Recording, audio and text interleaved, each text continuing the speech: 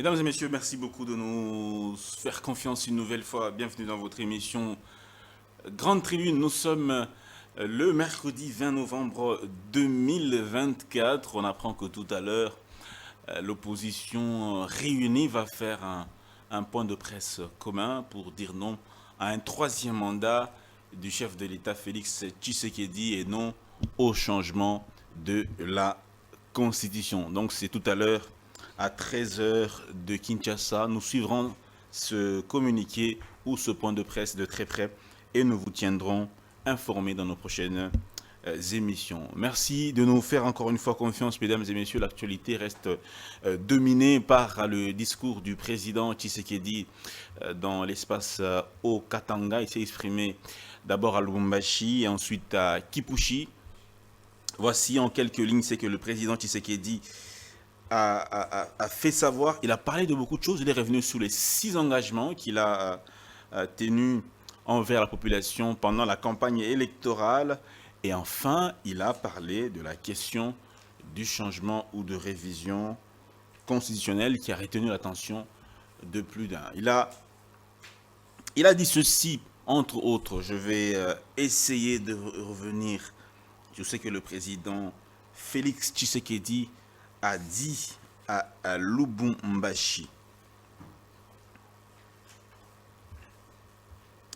Il dit, je suis très inquiet quand j'entends des ministres de Dieu sortir des énormités pour dire que les Congolais et les Congolaises n'ont pas le droit de réfléchir sur leur constitution. Quel est ce peuple qui n'a pas le droit de se remettre en question à un moment de sa vie et de redéfinir ses orientations? Ce que j'avais dit à Kisangani n'avait absolument aucun lien avec un quelconque troisième mandat, mais vous avez entendu que cette fameuse opposition qui n'a rien à proposer, qui avait mordu la poussière très sérieusement lors des dernières élections, cette fameuse opposition cherche à manipuler l'opinion en disant non au troisième mandat. Qui leur a parlé du troisième mandat? Lors des États généraux de la justice, les conférenciers ont proposé la révision des 2 articles de la Constitution. Il y a un fameux article, le 217, qui consacre la vente de notre souveraineté à des États africains. Nous n'avons pas le droit de revoir ça. Est-ce que vous entendez ça? Il y a des hommes de Dieu qui ont pris la parole pour défendre cette ignominie. Mes chers amis, je crois que le pays est en danger. Je suis l'un des Congolais les mieux placés pour comprendre cela. Tout ce qui a été fait contre notre pays n'a pas commencé aujourd'hui. Ça a commencé en 2002 ou 2003 à Sand City au cours d'un fameux dialogue intercongolais. C'est là qu'on a apporté cette fameuse constitution, un lambeau de constitution qui allait ensuite être développé pour faire croire que cette constitution a été conçue par les Congolais. Il y a des pièges dans cette constitution et les guerres qui sont suivies à partir de la guerre du CNDP, la guerre du M23 d'hier et d'aujourd'hui rentrent dans ce cadre que vous avez vu à l'article 217. On veut nous obliger à abandonner une part de notre souveraineté à des États voisins. L'année prochaine, je vais réunir les Congolais et les Congolaises dont l'objectif sera de revoir cette constitution. Mesdames et messieurs, on va donc se limiter là. On va donner la parole à nos 2 invités pour pouvoir analyser les discours du président Tshisekedi. Par-delà, analyser la question de la révision ou du changement constitutionnel. Je commence par ordre d'arrivée. Maître Godefroid Ilunga, avocat au barreau de Kinshasa Matete et aussi analyste des questions d'actualité. Merci beaucoup et bienvenue dans Grande Tribune. Merci, Charan. Je suis également content de me retrouver sur ce plateau que je veux partager avec mon jeu que je vois de l'autre côté.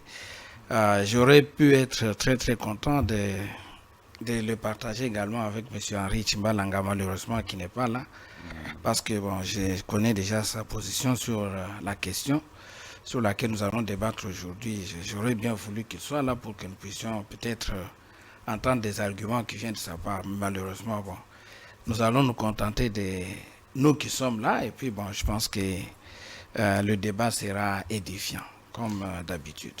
Merci beaucoup, Monsieur Godefroid. Monsieur Basile Diatezoa. Monsieur Basile Diatezoa, il est cadre de l'UDPS Tshisekedi, il est chercheur sur les questions des Grands Lacs, mais il est également on va dire, un fondamentaliste du parti au pouvoir. Merci beaucoup de prendre part à ce débat également, monsieur. Merci beaucoup, je suis content d'être toujours avec vous.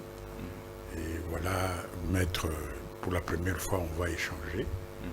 Et je vois déjà la pertinence dans ces idées. Donc je crois que les réflexions seront constructives pour essayer d'éclairer l'opinion sur une problématique qui concerne tous les Congolais.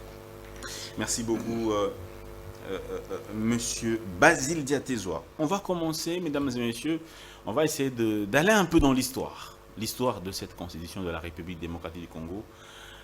Qu'est-ce qu'on doit savoir de cette constitution, son élaboration, sa conception jusqu'à son adoption et sa promulgation par le chef de l'État de l'époque, Joseph Kabila.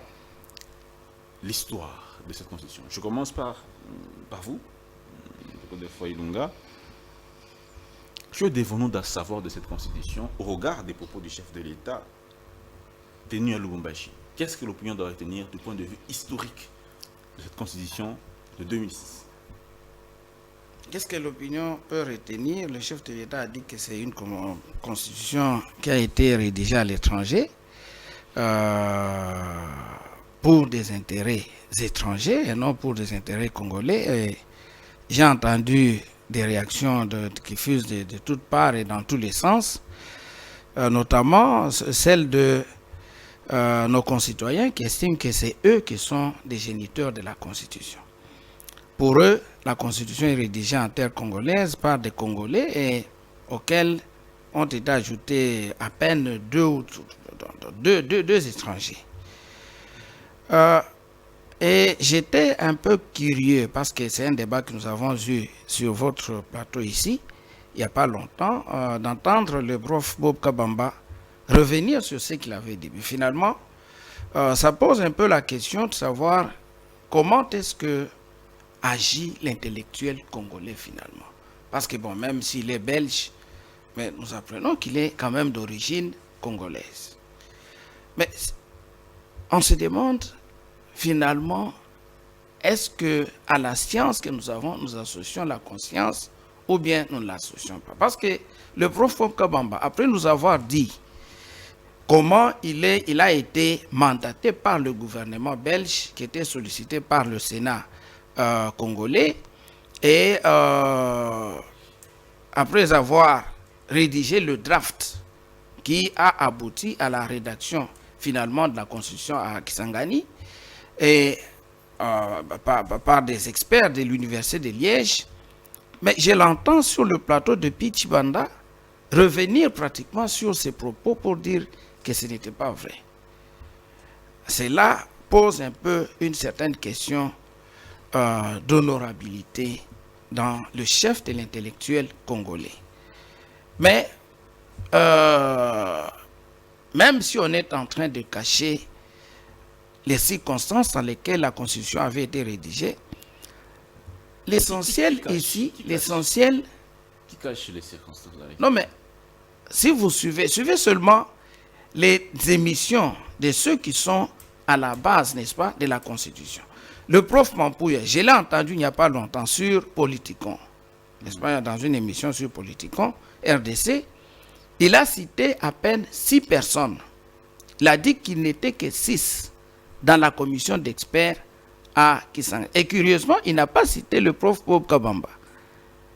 Comme si Bob n'était pas là. Alors on se demande, qu'est-ce qu'on nous cache finalement? Il a dit qu'il n'y avait qu'un seul étranger, c'était Eladj Mbodji.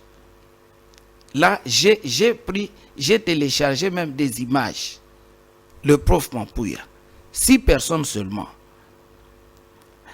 Le prof Bob Kabamba. Il a cité aussi le professeur Mazo, un certain Mazo, professeur Mazo. Non, peut-être ça c'était une autre émission. Il a dit, bon, que quelqu'un d'autre pouvait passer. Bon, il a fait beaucoup d'émissions sur ça, mais il a parlé seulement des 6 membres de la commission, dont un seul étranger. Bob Kabamba, après avoir dit ce qu'il avait dit, il revient sur ça, il rejoint le prof Mampouya. On se demande finalement qui est le maître à penser Mais c'est contredit. Hein? Quels sont les intérêts qui sont derrière? Et qu'est-ce que finalement on veut cacher aux Congolais? Le problème de la constitution congolaise, c'est celui de l'esprit qui transpire dans cette constitution. Le prof Bob Kabamba, en temps non suspect, en période non suspecte, a eu à nous dire déjà ce qui était, n'est-ce pas, le principe de base de la constitution. Le partage du gâteau, ça ce sont ses propres termes. Le partage du gâteau. Mais lorsque nous allons beaucoup plus loin, nous sommes en train de voir que les intérêts qui sont distillés dans cette constitution ne sont pas ceux des Congolais. Je vous ai parlé la fois passée de l'article 9 de la constitution. Mais quand vous dites pourquoi vous êtes en train de contredire plus ou moins le professeur André Mbata, qui est un grand constitutionnaliste, un constitutionnaliste de renom de ce pays, qui enseigne non seulement au Congo, qui enseigne également à l'étranger. Il a dit que cette constitution était la meilleure des constitutions que nous avons eues depuis l'indépendance. C'est-à-dire que le professeur Mbata a fait une mauvaise lecture pour vous? Le prof Mbata a dit, bien, certes que c'est la meilleure, mais il fallait lui demander, mais c'est la meilleure sur quel point? J'ai essayé personnellement de le suivre. Quels sont les avantages qu'il avance de cette constitution? Le prof Mbata dit que c'est la meilleure parce que elle a fait longtemps. Voilà le premier avantage. Elle a fait longtemps. Le deuxième avantage, oui, mais la longévité. Le deuxième avantage que le prof Mbata avance, c'est sur le plan des droits humains. Mais quant à la protection maintenant des intérêts nationaux, en quoi est-elle la meilleure? Je vous ai donné un seul exemple. Le sol est la propriété exclusive, inaliénable et imprescriptible de l'État. Cette disposition a toute une histoire. Tenez, avant, n'est-ce pas, cette disposition, les particuliers pouvaient avoir la propriété sur le sol. Dans cet aspect... On avait ce qu'on appelait des certificats des titres, non, plutôt les conservateurs des titres fonciers. Un débat dangereux, disait la Cinco, qui contredit même le chef de l'État. Pour la Cinco, cette constitution n'a pas été écrite à l'étranger, par des étrangers. L'abbé Chollet, cette constitution a été écrite par des Congolais à Kisangani, dans la périphérie de Sins. C'est là que cette constitution a été... l'élaboration a été faite par un groupe d'experts choisi par l'État congolais.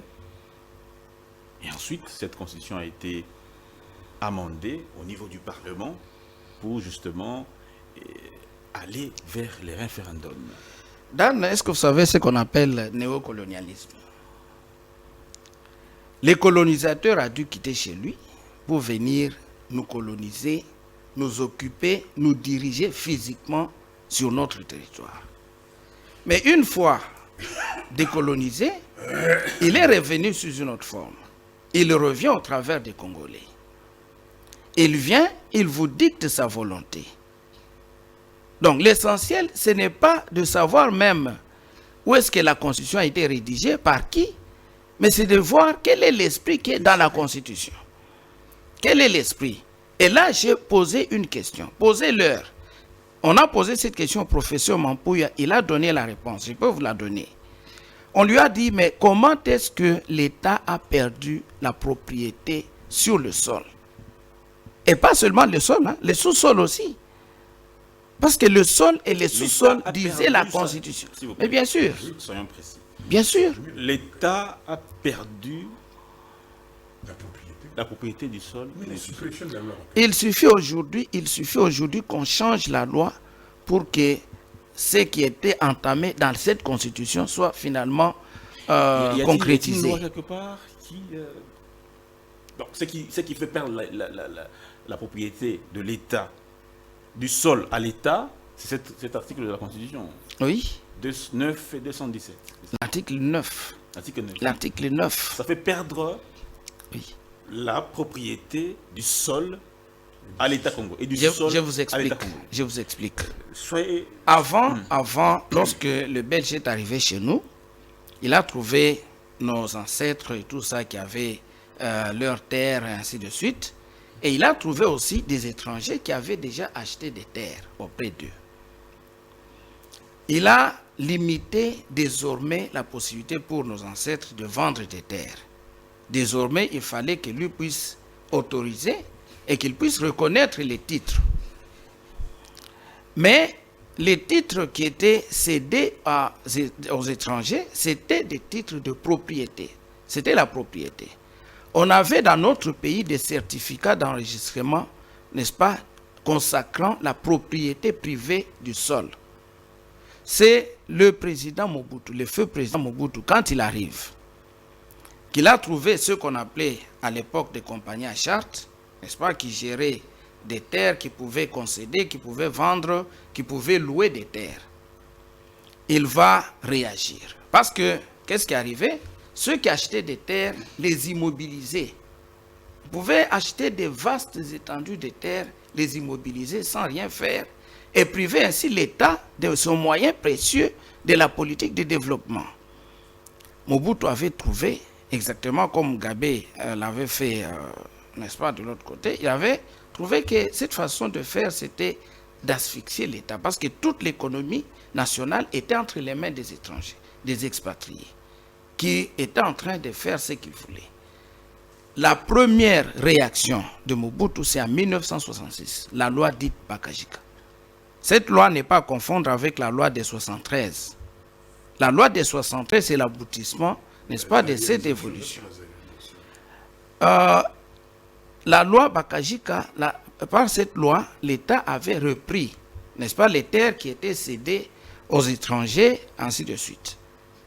Après avoir repris ces terres, nous arrivons en 71, on insère une disposition dans notre constitution en vertu de laquelle désormais le sol, les sous-sols et leurs produits naturels devenaient la propriété de l'État.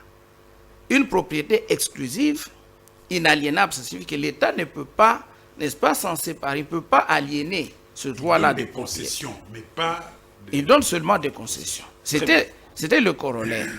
Mais aujourd'hui, on se réveille, on est piqué par on ne sait quelle mouche, parce qu'on se dit, mais ce sont des Congolais. Ils se disent, ils sont Congolais. C'est la meilleure constitution qu'on nous rédige. On enlève cette disposition-là de la Constitution. On la remplace par l'État exerce la souveraineté permanente sur le territoire, et ainsi de suite. Et quand on pose la question, on interroge pourquoi supprimer. Ils disent non, la souveraineté c'est plus fort même que la propriété. Non, ça c'est pour flouer. Là c'est pour nous dire que avant d'incorporer cette disposition, l'État n'avait pas la souveraineté. Merci bien. Quand Mobutu avait prévu la propriété là, est-ce qu'on n'avait pas la souveraineté? On avait la souveraineté. Merci beaucoup. Mais en plus de la souveraineté, il a ajouté la propriété. Mais pourquoi venir maintenant enlever la propriété? Merci beaucoup. Maître, je revois la parole. Papa Basile, je vous passe la parole également. Expliquez-nous un peu. Je vais revenir sur la notion de souveraineté. Hein. On va aller là-dessus parce que le chef d'État s'est exprimé également à ce propos. Les contextes historiques dans lesquels cette constitution est née, oui, selon vous, bon, écrite par les étrangers, à l'étranger, avec l'esprit des étrangers. Oui, oui. Bon, je crois qu'il faut comprendre les enjeux fonciers dans notre pays. Léopold II, quand il a acquis le territoire de l'État indépendant, qu'il a fait l'État indépendant du Congo, sa propriété, et il s'est couronné le roi de cet espace, sans la volonté évidemment des autochtones. Bon. Quand il a eu son bien, parce que les Congolais doivent savoir que à la conférence de Berlin, le seul territoire qui n'était pas partagé, qui n'était pas donné à une puissance européenne comme une colonie, c'était le Congo. Le Congo était donné à Léopold II comme une propriété privée. Oui. Il y a cette différence-là. Les Congolais doivent comprendre ça. C'était une propriété privée. Et dans la culture occidentale européenne, la propriété est un concept très fort. Quand vous êtes propriétaire d'un espace, c'est-à-dire que personne ne peut toucher à cet espace-là. C'est votre bien. Vous comprenez? Donc, Léopold II a inauguré ce qu'on appelle en droit le patrimonialisme léopoldien. C'est-à-dire que tout le territoire de l'État indépendant du Congo était sa propriété, ses terres, tout ça là, donc le sol et le sous-sol, sa propriété, sauf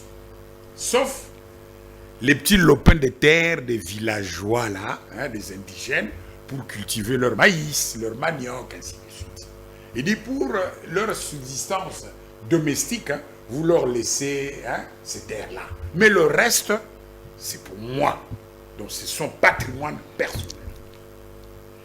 Et comme son objectif, c'était d'exploiter son bien, ce n'était pas venir civiliser, évidemment.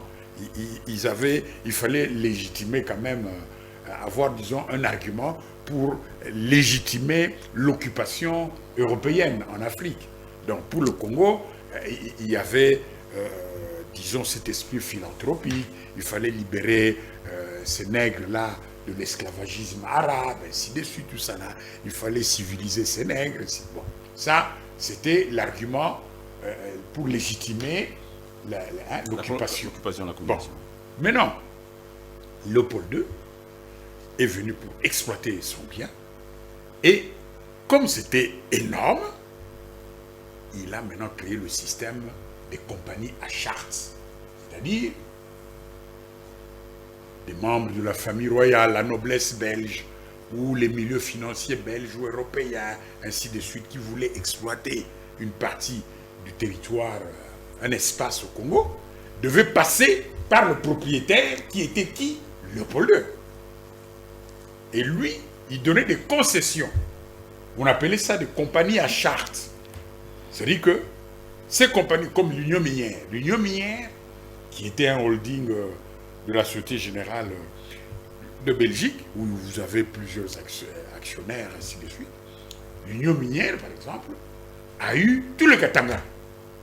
On dit, bon, Léopold II, voilà, vous avez le Katanga, vous allez exploiter le Katanga, vous allez gérer l'administration, ainsi de suite, et vous allez payer les royalties au roi.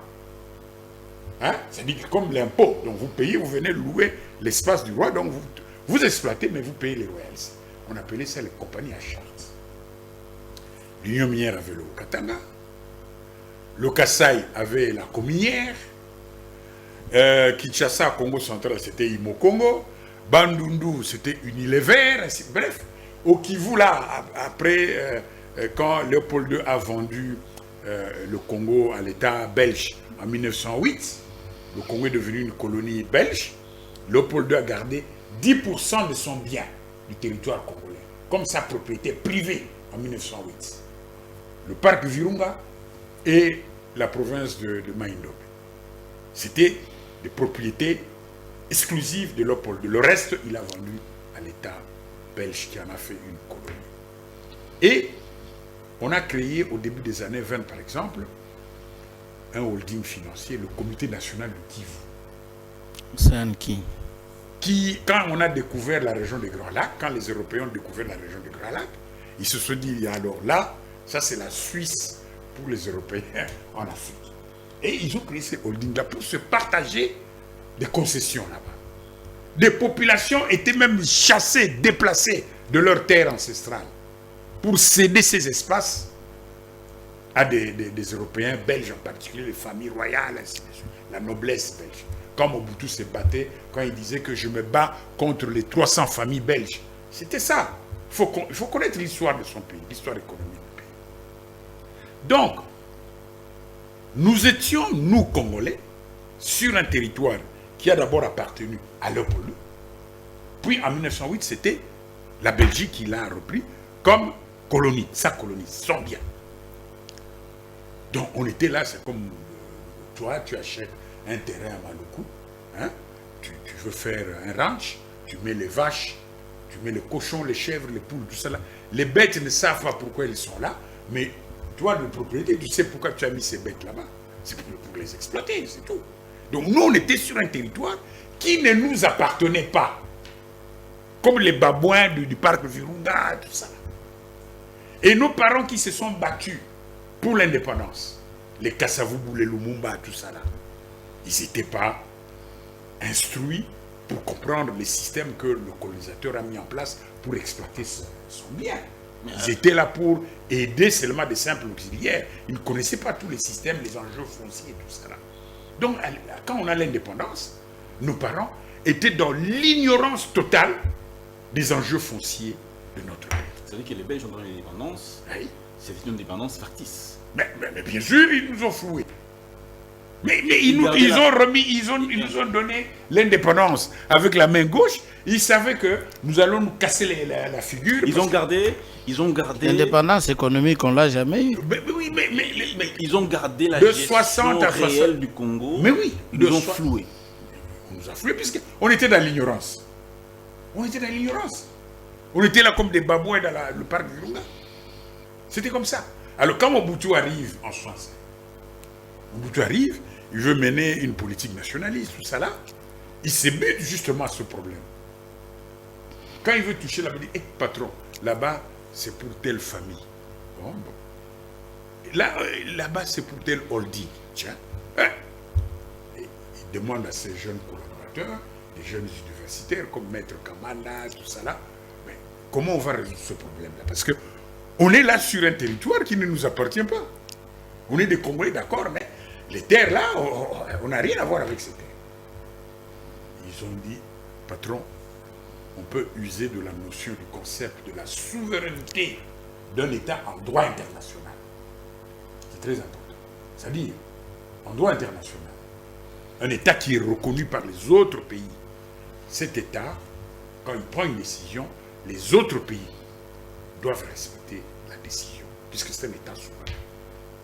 Le principe de souveraineté est issu du traité de Westphalie, quand en Europe, les pays occidentaux s'entretuaient pour conquérir les espaces, ils sont arrivés justement à harmoniser les relations entre les pays européens.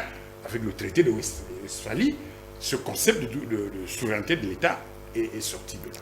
Bon. Maintenant, comment on va organiser cela? Elle est un peu vite, Oui. Et c'est ainsi qu'on a demandé à un parlementaire, Bakajika, de proposer au Parlement élu en 66. Parce que quand Mobutu prend le pouvoir, il y avait un Parlement élu démocratiquement. Et les élections étaient transparentes. Donc c'était vraiment un Parlement qui représentait le peuple congolais en 64. Bon. Donc en 66, le député Bakajika a fait cette proposition. Et tous les autres partis, les Congolais, ils ont soutenu cette loi, cette proposition de loi, la loi Bakajika. Le sol et le sous-sol appartiennent à l'État.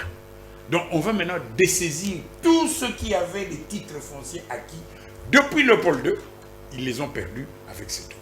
Mais jusqu'au jour d'aujourd'hui, les titres fonciers... Non, mais j'en arrive justement, je vous ai donné l'historique. Très bien. Pour comprendre les enjeux, c'est très important.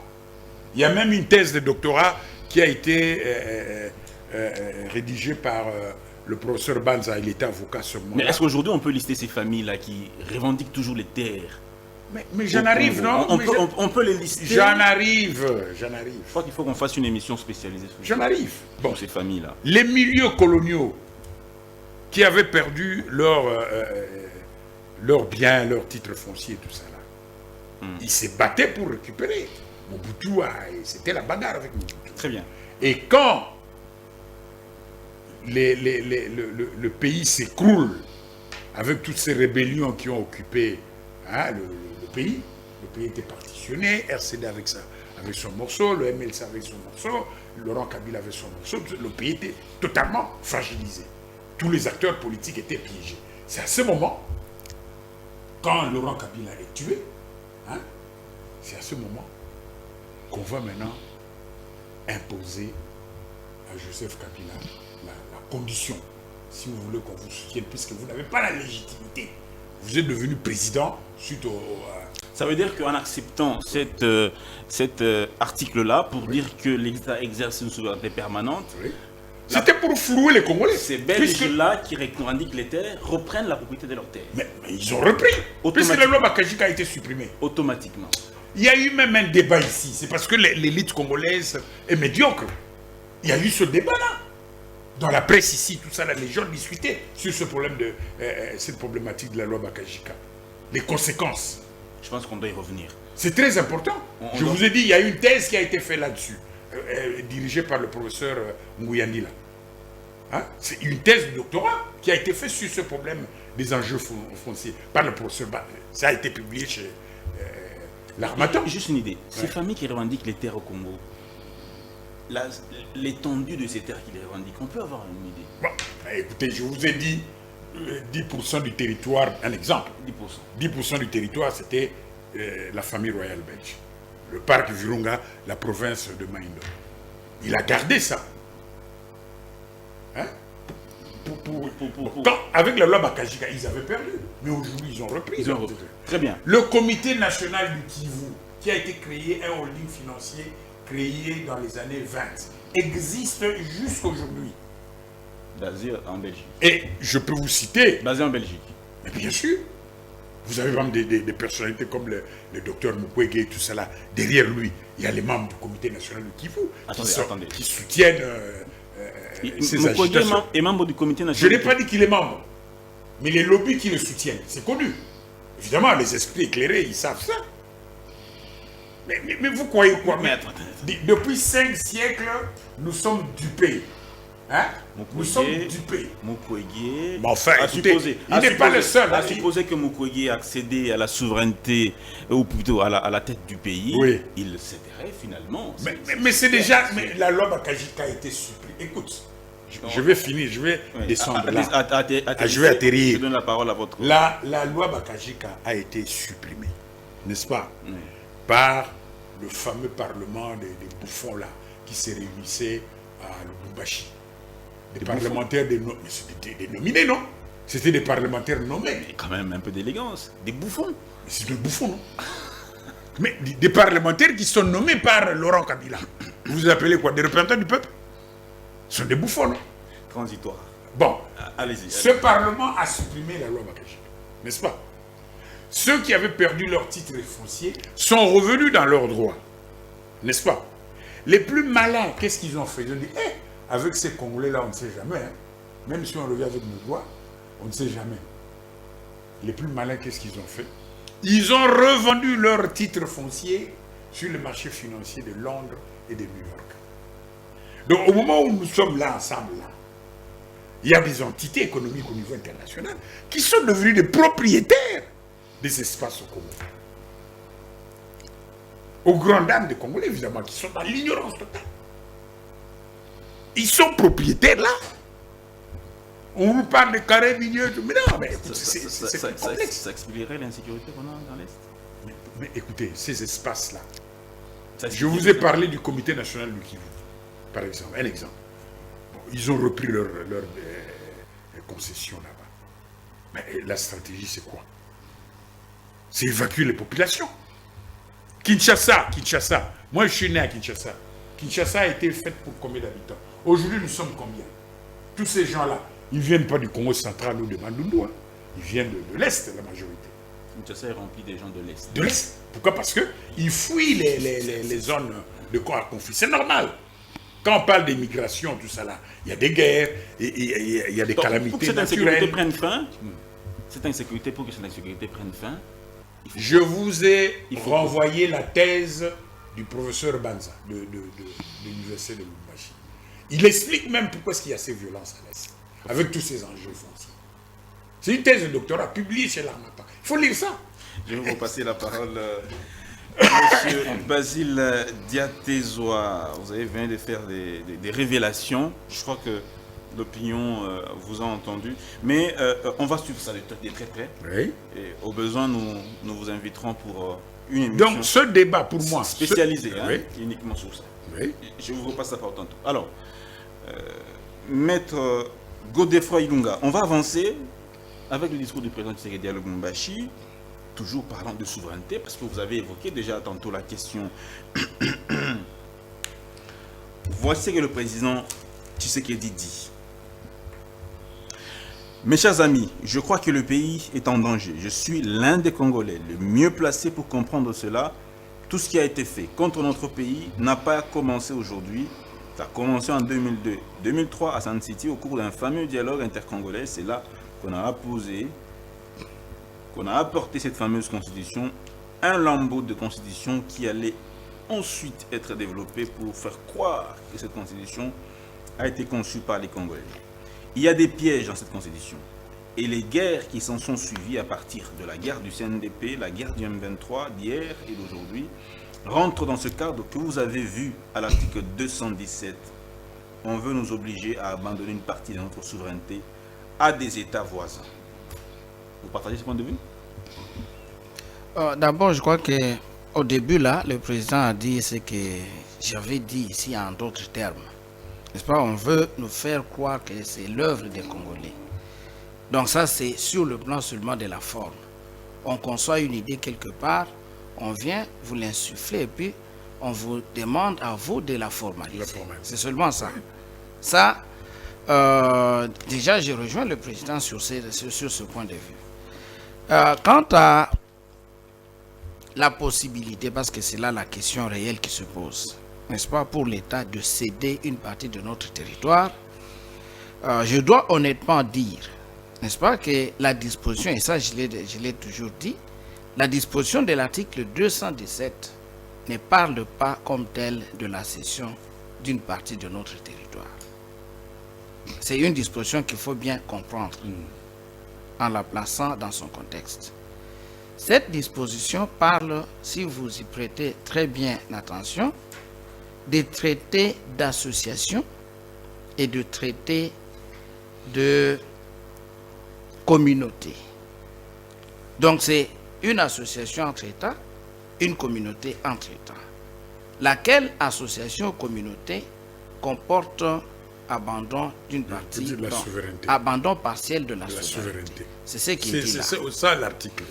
C'est ça la disposition. C'est mal compris, quoi. C'est-à-dire que parmi, dans la théorie des organisations, Non, ça n'a rien à voir. je vais expliquer, dans la théorie des organisations internationales, il y a des organisations de collaboration, de simples collaborations, et il y a des organisations d'intégration. Les organisations d'intégration sont celles dans lesquelles, n'est-ce pas, donc, qui sécrètent des normes qui s'appliquent directement sur le territoire des États membres. Tous les pays. De telle sorte que les individus, les ressortissants de ces États accèdent directement sur la scène internationale comme des sujets de droit. Alors que les sujets traditionnels de droit, les seuls qui sont reconnus sont les États et les organisations internationales.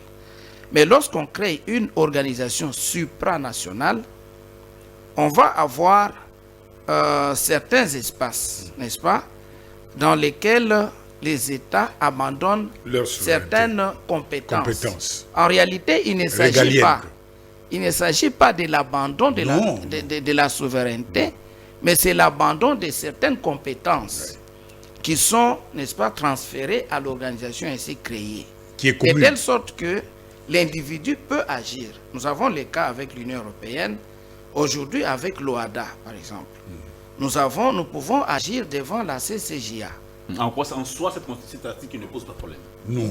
Ne pose pas de problème. Non. Mais maintenant, la question essentielle qu'il faut se poser, est-ce pour autant dire que cette constitution n'a pas consacré la possibilité pour nous de céder une partie de notre territoire? C'est ça un autre débat. Et sur lesquels ceux qui s'acharnent sur les propos du chef de l'État ne veulent pas revenir. La vraie disposition, et ça j'avais attiré l'attention, c'est l'article 214 de la Constitution. Qui dit quoi? Lorsque vous lisez cet article, j'aimerais que vous puissiez faire très attention. Les traités de paix, les traités de commerce, les traités et accords relatifs aux organisations internationales et au règlement des conflits internationaux, ceux qui engagent les finances publiques, ceux qui modifient les dispositions législatives, ceux qui sont relatifs à l'état de personne, ceux qui comportent, et là suivez très bien, ceux qui comportent échange et adjonction de territoire ne peuvent être ratifiés ou approuvés qu'en vertu d'une loi. Là, on a parlé de 2 opérations seulement. L'échange et l'adjonction de territoire. Mais lisez maintenant le dernier alinéa. Nulle cession. On ajoute à l'échange et à l'adjonction, on ajoute aussi la cession. Donc pour la cession, on n'a pas besoin même d'une loi. N'est-ce pas? Nulle cession, nul échange, nulle adjonction de territoire n'est valable sans l'accord du peuple congolais consulté par voie de référendum. C'est-à-dire qu'on peut céder le territoire. On peut ajouter, annexer un autre territoire d'un autre pays. On peut échanger les territoires avec un autre État. Mais ça se fait, non? Donc ça, c'est des choses qui existent dans la Constitution. Et pour cela, la condition, c'est de consulter le peuple par voie de référendum. Alors la question maintenant qu'il faut se poser, compte tenu, n'est-ce pas, de l'environnement dans lequel nous sommes en train de vivre aujourd'hui, avec les prédateurs, comme mon vieux l'a dit là, les prédateurs qui ne jurent que par l'accaparement, n'est-ce pas, du territoire national, est-ce qu'on peut comprendre une constitution qui garde encore une disposition, n'est-ce pas, qui prête le flanc à la cession du territoire? Céder le territoire par voie de référendum. Et quand on parle de référendum, c'est quoi? Ce sont des consultations qui se font comme les élections. On peut aussi tricher dans les référendums. Vous pouvez dire non, mais la CENI vient vous dire non, vous avez dit oui. Vous allez les vérifier comment? Ce sera compliqué, n'est-ce pas? Donc c'est pour vous dire que nous avons, n'est-ce pas, dans notre constitution, la possibilité de céder une partie de notre territoire. Passons par le référendum. Donc, le principal problème lié à la cession des terres se trouve au sein de l'article 214 que vous décriez. Un article qui n'est pas un article verrouillé, un article qui peut être révisé par le Parlement. Justement. D'ailleurs, lorsque vous parlez, ça n'engage pas un changement. Lorsque vous parlez des articles verrouillés, moi je pense que s'il y avait à verrouiller des dispositions, celles qui attribuaient la propriété de l'État, n'est-ce pas, la propriété du sol à l'État, celles qui excluent des choses comme celle-ci, n'est-ce pas, cession d'une partie de notre territoire, il fallait exclure la possibilité pour l'État de céder. En vertu de quoi allons-nous céder une partie de notre territoire? Nous pouvons échanger, oui, ça s'est fait. Mais pourquoi céder une partie de notre territoire dans un environnement comme le nôtre? Je crois qu'il faut insérer dans la Constitution l'exclusion de la cession du territoire. Nous n'avons aucun droit de céder le territoire. Alors, le territoire appartient à la nation. La nation ne comprend pas que ceux qui sont vivants. Elle comprend ceux qui sont morts et même ceux qui vont naître. Nous avons une certaine responsabilité devant les générations passées et futures. Donc il faut exclure ça. Et voilà les dispositions qu'il fallait verrouiller. Mais pas verrouiller les dispositions sur les régimes politiques. Les guerres qui se sont suivies dans les régimes politiques qui peuvent montrer, n'est-ce pas, depuis CNDP, la guerre du M23 d'hier d'aujourd'hui trouve sa base dans cette constitution. Non, ça sont des contradictions historiques. Vous partagez ce point de vue-là? Je dis que ça sont des contradictions historiques. Les guerres inhérentes à la mauvaise gouvernance de notre pays. Vous comprenez, hein? Donc, ça c'est un autre débat. Ça n'a rien à voir avec la constitution. Disons non, ça n'a rien à voir avec la Constitution. Parce que les guerres du M23, de RCD, parce que ceux-là aussi réclament. Non, là justement, attention, nous devons faire attention. Ils sont soutenus par le Rwanda. Nous traversons une crise très grave dans notre pays. C'est-à-dire que la cohésion nationale est bousculée. Par quoi notamment? Écoutez, nous vivons ça. Il y a par exemple il y a des communautés dont on refuse la nationalité, comme ça, arbitrairement. Oui. Sans cause. Mais comment c'est connu? Toutes ces guerres-là à l'Est, là. Quand vous dites à quelqu'un que vous n'êtes pas congolais, vous êtes rwandais. Alors qu'il est congolais. Mais vous, seulement par délit de faciès, vous dites non. Cette tête-là, ça ne reflète pas la tête d'un Congolais. C'est arbitraire, non? Vous comprenez? Donc on détruit la cohésion nationale. Mais ça n'empêche pas que ça ne donne pas le droit au Rwanda Oui. d'entrer au Non, non, non, ça c'est un autre débat. de soutenir ces gens-là. Non, non, ça c'est un autre débat. C'est trop complexe pour en discuter comme dans des terrasses. Non, c'est trop complexe. Tu comprends? Oui, mais Écoutez, justement, notre cohésion nationale est bousculée. C'est incontestable. Est-ce que vous savez que les M23 aujourd'hui, Oui. dans cette partie du pays, quand ils conquèrent ou ils conquièrent un territoire, ils installent les chefs coutumiers. Oui. À chaque espace qu'ils Mais ça doit nous interpeller sur le plan politique. quel est le message? Non, mais écoutez, Qu'est-ce qu'on doit comprendre? tout ça doit nous interpeller sur le plan politique. Vous devez savoir que une communauté politique est un construit artificiel. Ce n'est pas naturel, hein. C'est artificiel. Je vous ai parlé de l'État indépendant du Congo. Hein, on nous a mis dans une même parcelle des communautés qui s'écorchaient, qui s'entretuaient, tout ça là, avant l'arrivée de Léopold II.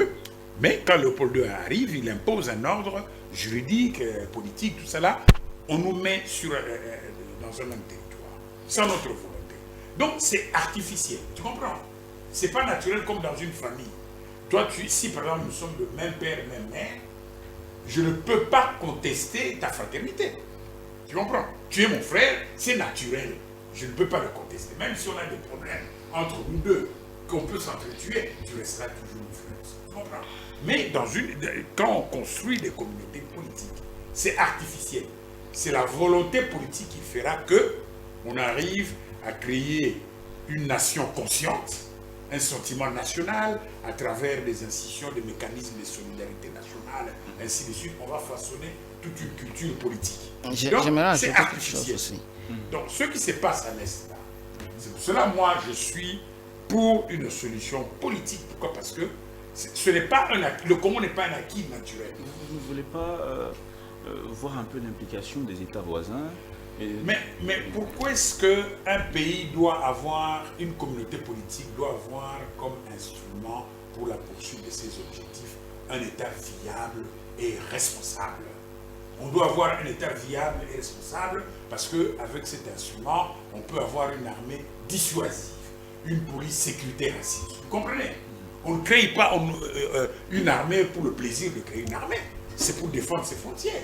Si vous voulez qu'un pays comme le Rwanda, qu'on l'accuse de déstabiliser le Congo, si vous voulez que le Rwanda ne nous déstabilise pas, si vous voulez que l'Ouganda ne nous déstabilise pas, ou que l'Angola ne nous déstabilise pas, eh bien, nous nous donnons les moyens politiques pour protéger, pour la sécurité. Vous parlez tantôt du Comité national du Kivu, oui. le CNKI.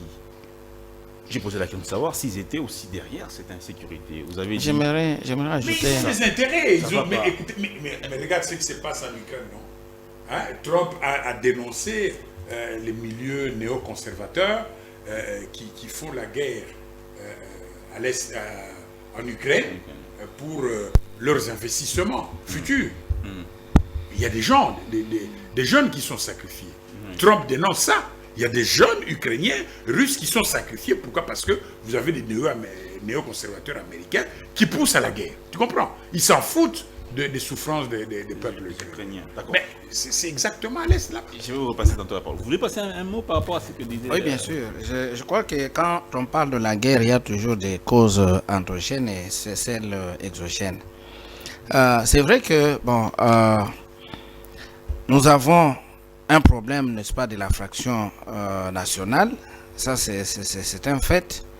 Mais les prédateurs dont nous avons parlé tout à l'heure, ils vont toujours se servir des mécontents de l'interne. Voilà. Ils vont se servir d'eux comme des instruments pour atteindre leurs objectifs. Leurs objectifs étant la conquête de nos terres, ils peuvent se servir de ces gens-là. Ça, c'est de 1. Maintenant, la question que vous avez posée, c'est celle de savoir, est-ce que la Constitution est à la base de ça?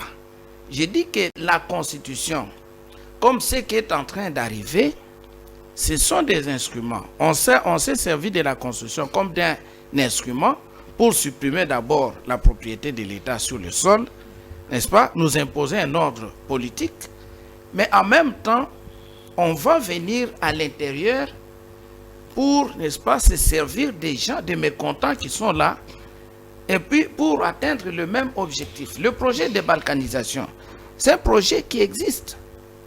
C'est un projet qui existe. Pourquoi la balkanisation?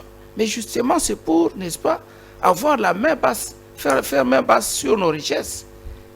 Et qui sont à la base de ça? Ce sont tous ces gens, n'est-ce pas, auxquels le maréchal Mobutu a eu à livrer la guerre en son temps, qui veulent revenir dans notre pays, s'emparer des pans entiers de notre territoire. Plan Clinton, oui, tout ça, ce sont des... Clinton, tout ça. Alors, ce sont des prédateurs qui sont là.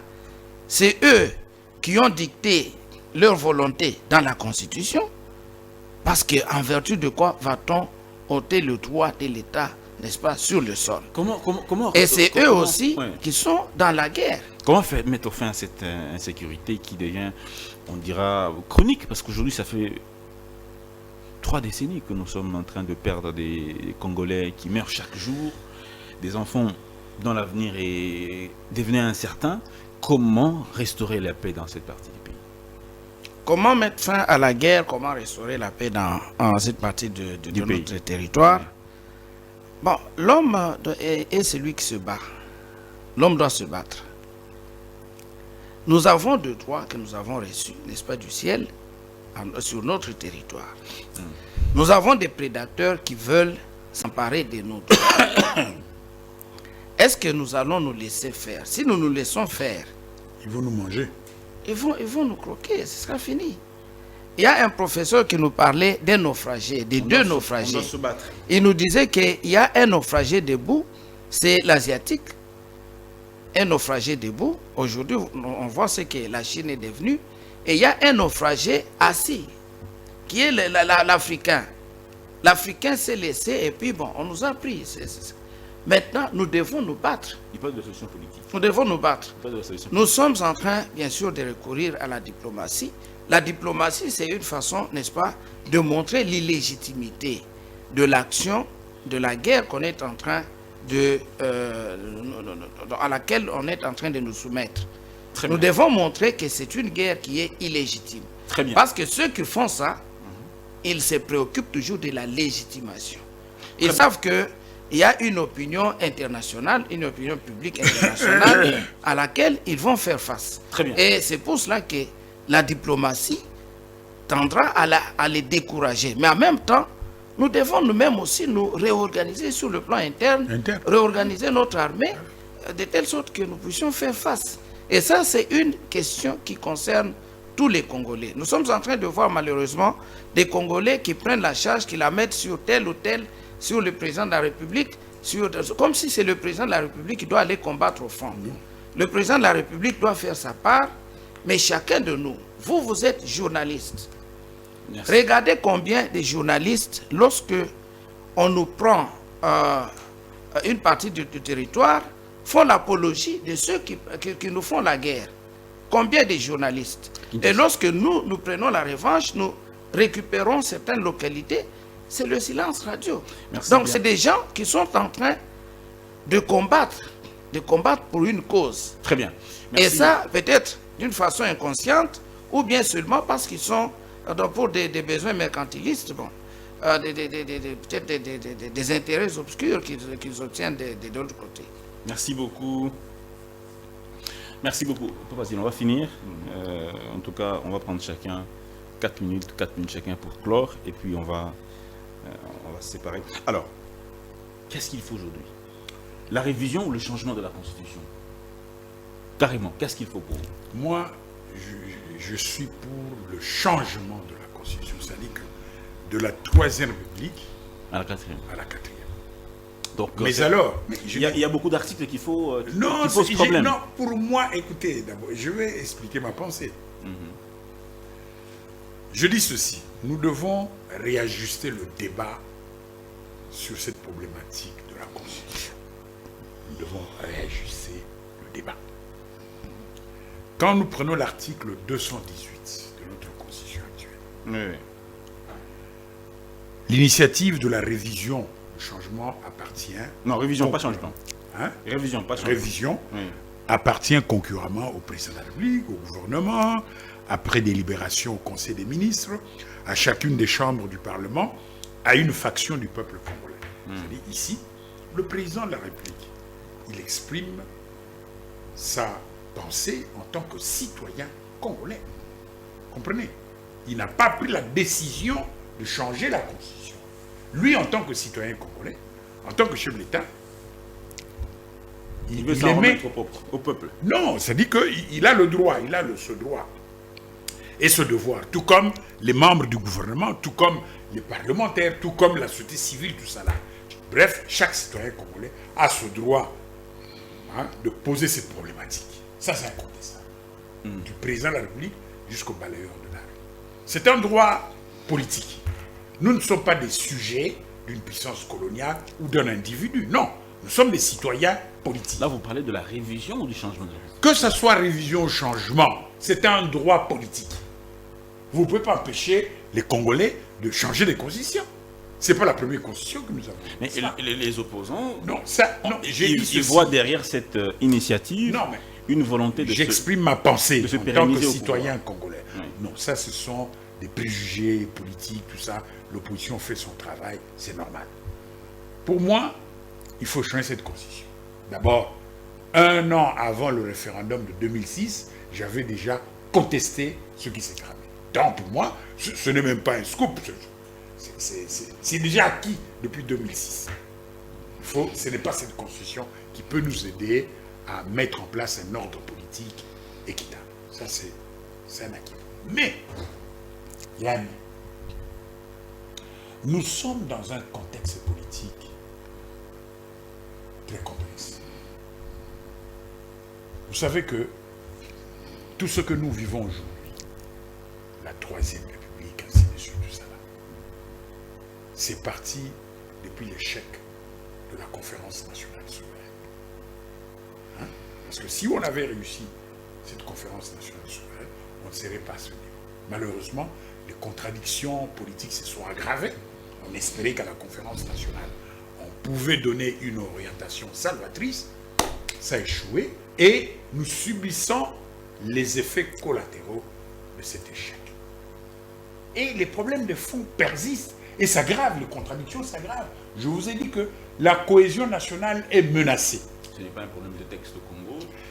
C'est plutôt un Je ne problème. sais, est-ce que tu as compris? C'est plutôt un problème Est-ce d'homme. que tu as compris ma dialectique? J'ai dit ceci. Tout à fait, j'ai compris. Non, non, non, tu n'as pas compris. J'ai dit ceci. La constitution actuelle, pour moi, poubelle. Il faut passer à la 4e République. Donc une autre constitution. Mais, je dis bien mais, nous devons reconstruire notre communauté politique sur des bases objectives. Parce que notre communauté politique est en train de s'imploser. La cohésion nationale est bousculée. À l'Est, la communauté rwandophone est bousculée. Tout près d'ici à Kinshasa, les Yaka avec les Teke. Les Bayaka disent que les Teke ne sont pas Congolais, ils doivent rentrer au Gabon. Ils viennent du Gabon. Vous allez au Katanga, les Pygmées avec les Baloubakat là-bas, ils s'écorchent. Bref, la cohésion nationale est menacée. Et bousculée. Cela veut dire que nous devons reconstruire notre pays sur des bases objectives. Et c'est ce que je dis. C'est-à-dire que aujourd'hui, la seule institution capable de mettre tout le monde autour d'une table pour repartir sur des nouvelles bases objectives, c'est le chef de l'État. C'est lui qui a cette légitimité. Vous êtes sûr? Bien sûr. Qui peut mettre tous les Congolais autour d'une table aujourd'hui? Les opposants, Mais est-ce que les opposants... la lui contestent. Ben, si les opposants organisent quelque chose et que la police vient les stomaquer, vous allez dire quoi? Ils diront que c'est une violation de la Constitution. Mais non, pourquoi? Mais non, c'est un problème de la force de force. Bref, c'est pour dire que la seule institution capable de mettre tout le monde autour d'une table, après avoir évidemment justifié pourquoi est-ce qu'on doit se mettre autour d'une table, parce qu'il faut trouver, il faut argumenter politiquement pour convaincre même l'opposition. Très bien. C'est dans ce sens-là. Merci. Et quand nous aurons aplani justement ces contradictions internes. Et moi, je parle du pacte citoyen. C'est-à-dire, à partir de ce pacte citoyen, qui est le fondement moral, hein, c'est-à-dire qu'une volonté commune des Congolais pour repartir sur une base objective, nous allons maintenant passer à la phase du fondement intellectuel, c'est-à-dire l'élaboration d'une constitution viable. Voilà, c'est dans ce sens. Merci. Donc pour moi, il y a deux approches. Il y a le fondement moral, donc le pacte citoyen, et puis le fondement intellectuel, qui est la constitution appropriée. Merci beaucoup. Voilà. Monsieur Basile Diatezoa, bien que votre approche n'est pas partagée. C'est un débat d'idées. Hein. C'est un débat d'idées. Certains Congolais. J'allais poser la question de savoir, on a suivi M. Modeste Bahati Lukwebo, deuxième vice-président du Sénat, au cadre de l'Union sacrée, dire qu'au Congo, ce n'est pas un problème de texte que nous avons. C'est plutôt un problème d'homme. C'est l'homme qui pose le problème, pas les textes. Qu'est-ce que vous en pensez?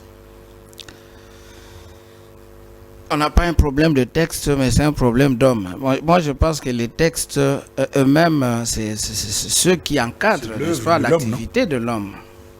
L'activité de l'homme doit être insérée dans les liens des textes. Qu'est-ce que je veux dire par là?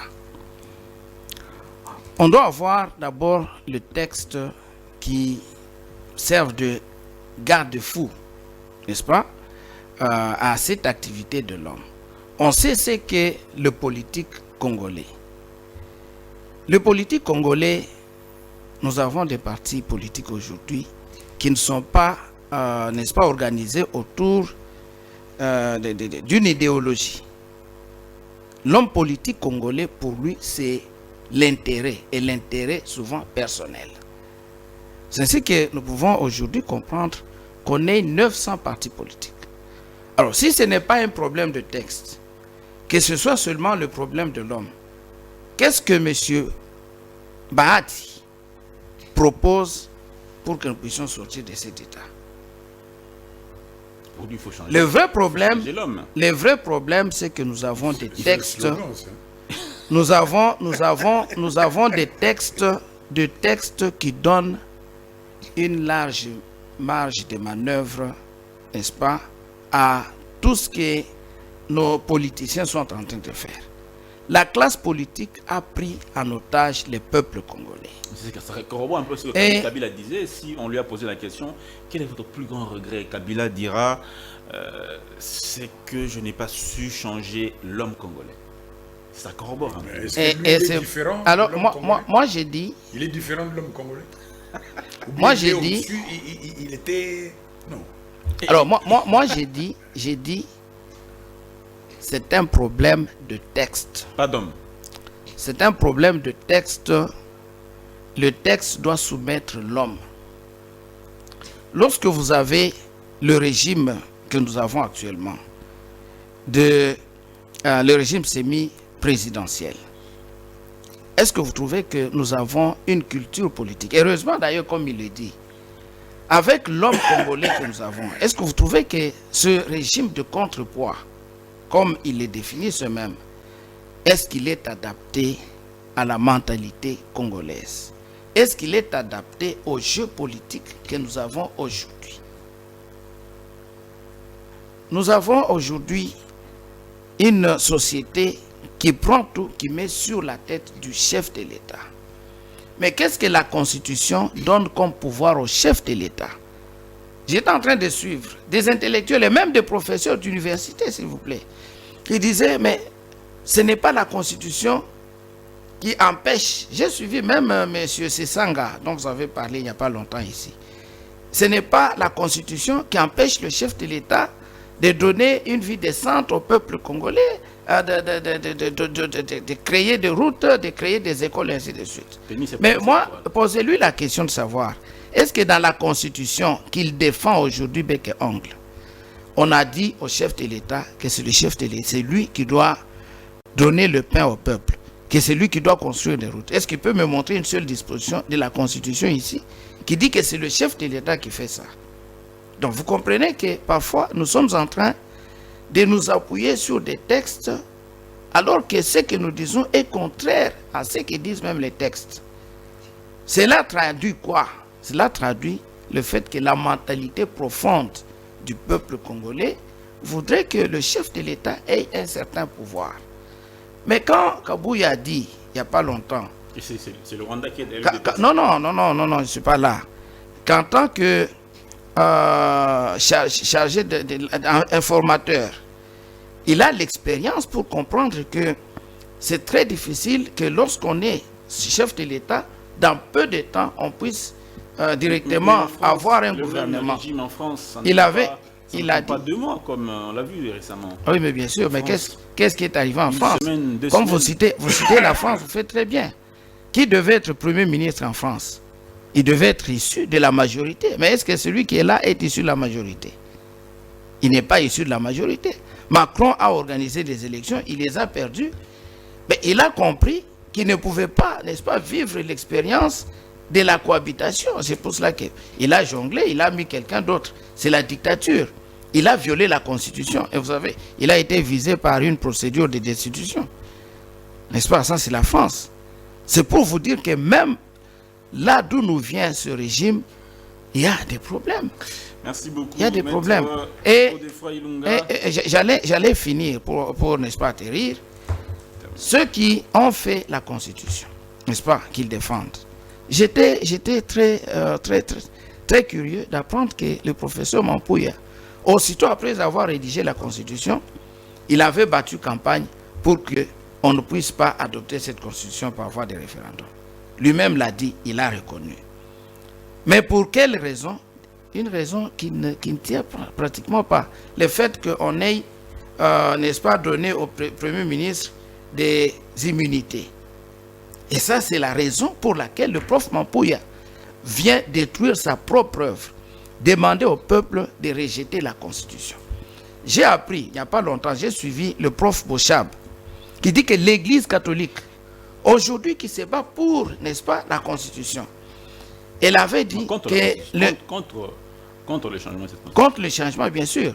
Mais l'Église catholique avait dit en son temps qu'il y avait beaucoup de choses qui n'allaient pas dans cette Constitution et que le rôle du gouverneur, du Parlement qui allait venir allait être justement de revoir beaucoup de choses dans la Constitution.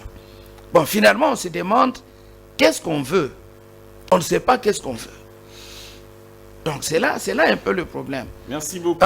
Sesanga avait dit qu'aujourd'hui, lorsqu'on est élu président de la République, il faut 6 à 9 mois pour avoir un gouvernement. Il l'avait dit. Et qu'est-ce qu'il dit aujourd'hui? C'est ça l'homme politique. Merci. Et parfois l'intellectuel, tout simplement une somme, un tas d'intérêts. C'est sûrement ça. Messieurs, dames, vous l'avez certainement compris, l'émission touche à sa fin. Merci à vous tous qui nous soutenez souvent pour cette émission. Vous l'avez peut-être aussi compris qu'il y a un invité qui n'a pas été là, qui n'a pas été présent. Un invité qui n'est pas d'avis qu'on puisse toucher à cette constitution. Il n'a pas été là. Et donc, voilà, c'était indépendamment de notre volonté qu'on a eu justement ce casting. Portez-vous bien, on se retrouve donc prochainement pour d'autres invités, d'autres émissions. Au revoir.